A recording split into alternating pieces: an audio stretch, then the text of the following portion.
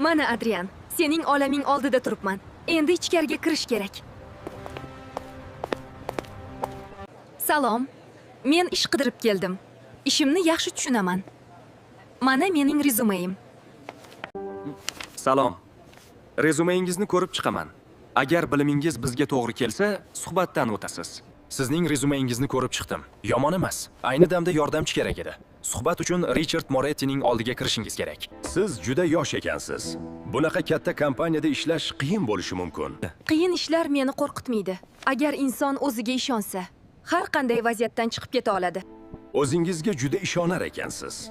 Ishonmasam bu yerga kelmasdim. Ertadan ish boshlashingiz mumkin.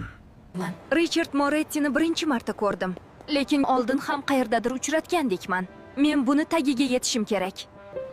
Bolaligimizda Elenaning uyida o'ynab yurganimizda ko'rganmanmi? Qiziq. Salom Safiya xonim. Salom Artur amaki. Sizlarni ko'rgani keldim. Yaxshi qilibsan, Nika. Oying bilan dadang yaxshimi? Bu mahalladan ko'chib ketganlaringdan beri ko'rishmay qo'ydik. Oying bilan dadangga ham ayt kelishsin. Miriqib suhbatlashamiz Nika. Elena seni juda qadrlaydi. Senday do'sti borligidan men ham xursandman. Xo'p, aytaman Artur amaki. Ular ham sizlarni sog'inish.